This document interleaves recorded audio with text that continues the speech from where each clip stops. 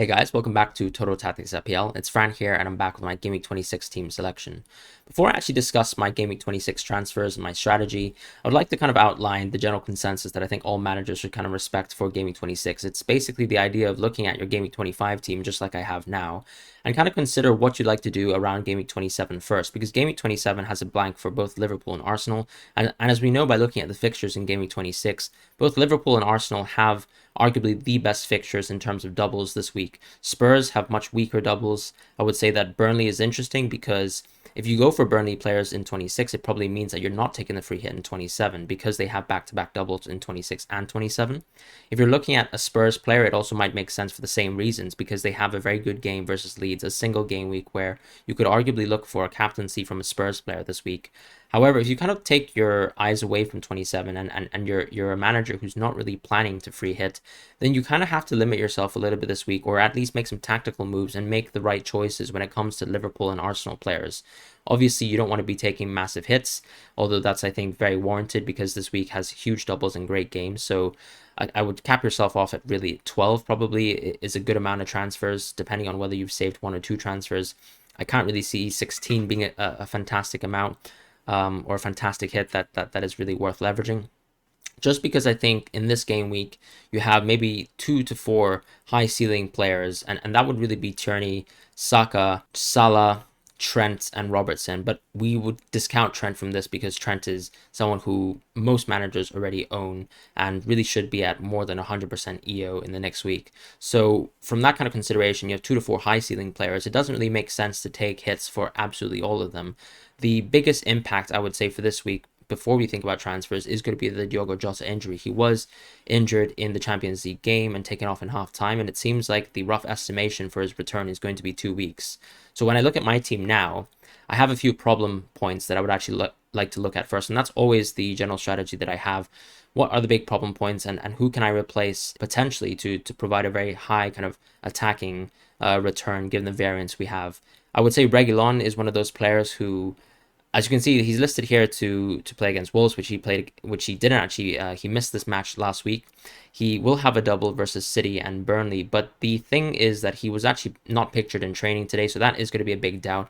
Not only that, but I think Conte has shown that he's not necessarily confident in Reguilon's abilities to actually play consistently, maybe twice a week. And that's going to be a big shame for Reguilon owners because over the course of the last few weeks, we've seen him play both very limited minutes, being subbed off at halftime, being subbed off at 60 minutes, which is a huge dampener for someone who should actually be a great kind of fullback prospect who provides a lot from the attacking point of view. And you can see that in his underlying stats that they're still very good for fullbacks, but the minutes has completely impacted his value as an asset, and he's going to be one of those priority transfers out. Another interesting transfer when we talk about Liverpool and Arsenal and the importance of considering whether you're free hitting or not is actually thinking about your keeper. If you're someone who doesn't have Ramsdale at this point in time, and you have someone like me, like Sanchez/Foster as your bench keeper, obviously Foster has a double game week, so maybe you'd like to actually keep him and think about Ramsdale maybe in game week 28. But if you have this kind of specific setup like me with De Gea and Robert Sanchez, you have a fantastic opportunity to actually go for Ramsdale, even if it's for a hit, because the valuation should be that Ramsdale has a very, very good double game week. United's fixtures are definitely trailing off for the rest of the season, and you kind of look at Ramsdale as almost a fixed asset who should provide you consistent returns towards the end of the season, because Arsenal will have a few games to be rescheduled. They're very tough games, Chelsea, Tottenham, and Liverpool, if I remember, but the single game weeks themselves and the kind of fixed games that Arsenal have, as well as their ability to play in game week 30 after considering the kind of postponements involved, means that Ramsdale probably is the best keeper to actually end the season with. So this is a key opportunity, I think, as a De Gea owner to move into Ramsdale. And what's lovely about Ramsdale is he gets you an Arsenal player this week that doesn't necessarily affect you the next week as long as you have a bench keeper this week. And I do have that in Sanchez. So Ramsdale for me is going to be a key priority this week when we think about that. And it's a great opportunity for me to move out of De Gea. As I said with Reguilon, I think it's the perfect time to move out of him. And for the same reasons that Ramsdale is very interesting, I would say that Kieran Turner is just as interesting to actually end the season with. Not necessarily to start on the week-to-week basis, but I think we've actually seen that Arsenal has been incredibly consistent versus teams within the bottom half and arguably even teams outside of the top 8 within the Premier League. And outside of those clubs who are kind of vying for European slots, Arsenal has done tremendously well from a defensive point of view. They've only really struggled versus major teams, and that's why I think their underlying numbers have been poorly pictured by a lot of FPL managers. Their underlying stats are justified by their results versus weaker teams. And when you kind of extrapolate the data and separate Arsenal's performances versus weaker teams and top teams, I think you'll actually see that Arsenal are one of the better teams. And when it comes to an FPL point of view, you know that Kieran Turner is one of the more explosive FPL assets. He is one of those assets where, because he kind of spams crosses so often and actually tries to take shots, he will inevitably have, one of these kind of 2 shot attempts per season actually turn into a goal. And this could be one of those game weeks where it could happen. Not only that, but I think if you remember the first game of the season, Kieran Turner had a fantastic performance versus Brentford. I'm not going to say that that's going to repeat itself. That performance actually didn't lead to any assists or kind of FPL returns for Kieran Turner because Arsenal did lose. But for the last few weeks, we've actually seen, I think Turner, as FPL Focal pointed out, has been, I think, averaging something like 8 points per game, which is massive and better than most defenders in the game. So this is a great week, I would say, to actually think about Kieran Turner. When I look across towards the rest of my team, I would say clearly the forwards are probably the weakest this week. I think even in terms of replacement forwards this week, there's nothing too interesting. If you have a Watford player and a Crystal Palace player like Edouard, I think it does make sense to actually keep these players. This is also a great week to move out of Antonio. I myself don't really see it as a huge priority because my main priority to move Antonio out for is actually going to be Broja, and the other alternative would be Weghorst, but I prefer the single game week fixtures that Bowen and Coutinho have, as opposed to keeping Antonio in my team and actually thinking about Weghorst, especially with his kind of injury conditions kind of being unclear at this point in time. And since I have the doubles from Dennis and Edouard and they have a relatively low ceiling, I would actually apply that same logic towards Weghorst, where I don't think for this specific game week he has the best ceiling, even though he's against a very kind of poor Spurs team. So that's kind of my consideration there. I think there's not many made changes to be made for the forwards. I think it is a transfer for the next week where Broja has a game versus Norwich in Gameweek 27, and he's a great transfer to think about, maybe replacing Antonio with. Antonio probably is going to find his way onto my bench. As far as the midfielders, as you can see, the only real problems in a sense are going to be Fernandes because he is my gateway to Salah, and then Jota as well because of his injury.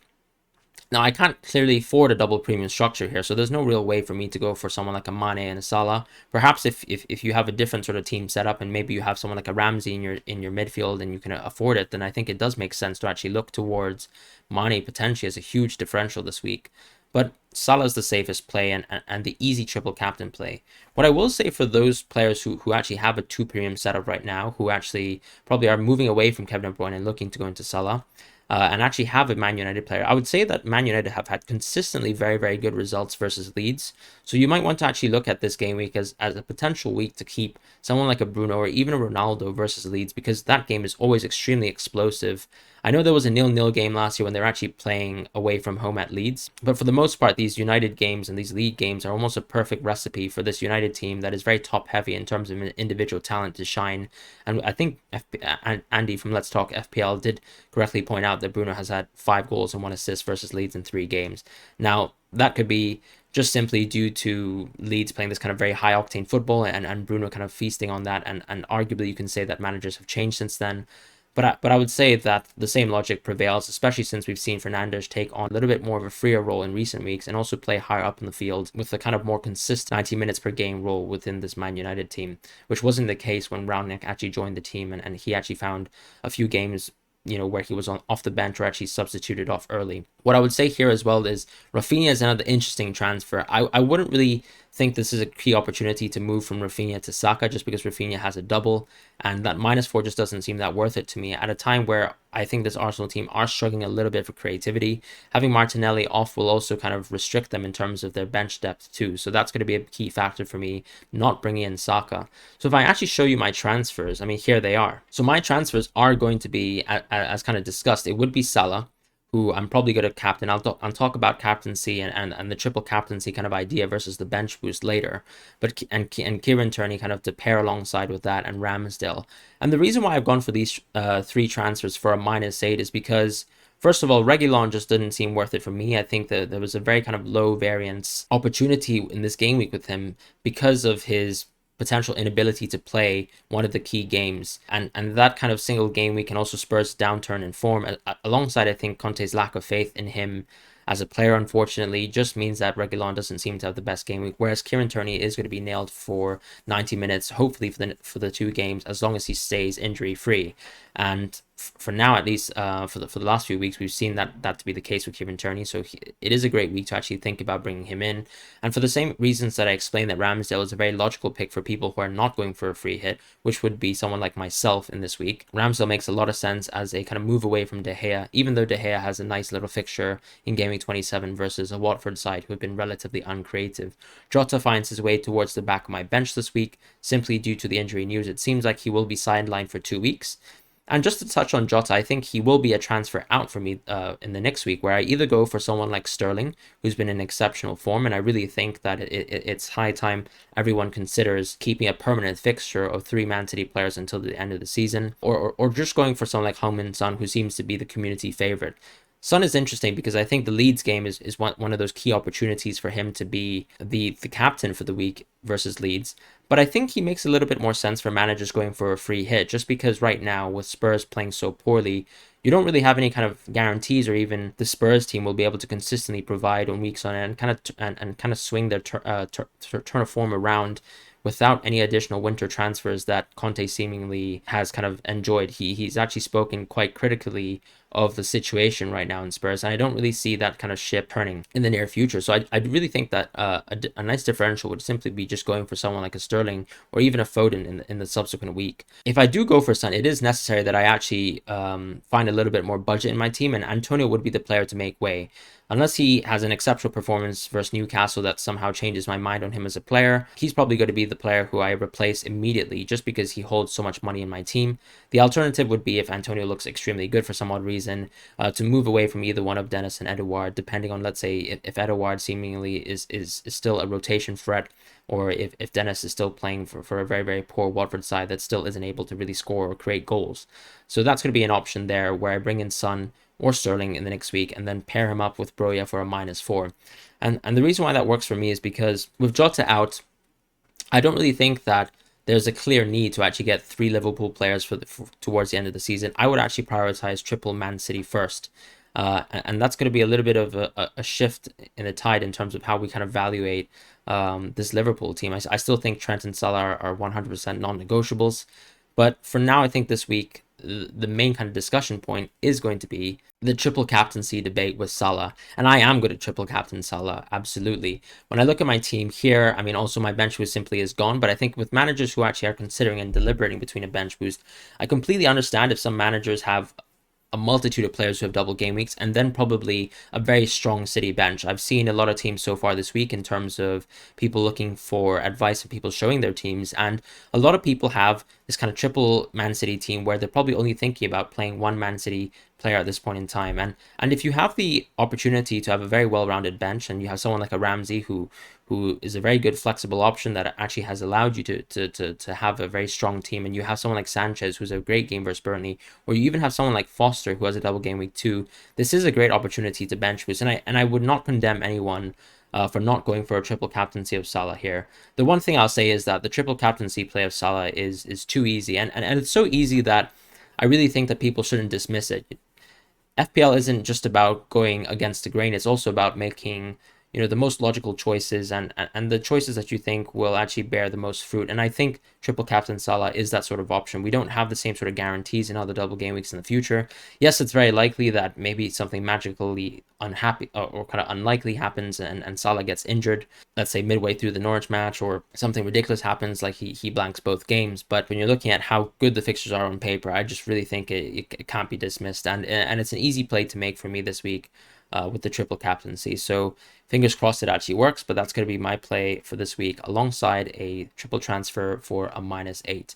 And that's it for now this week, guys. I hope you guys have a wonderful week ahead. I'll see you guys shortly in the live stream, but I also might make a chip strategy video just quickly on Friday before we head into the weekend. And I hope everyone stays safe as this kind of storm is brewing around the United Kingdom. So take care, everyone, and see you very shortly.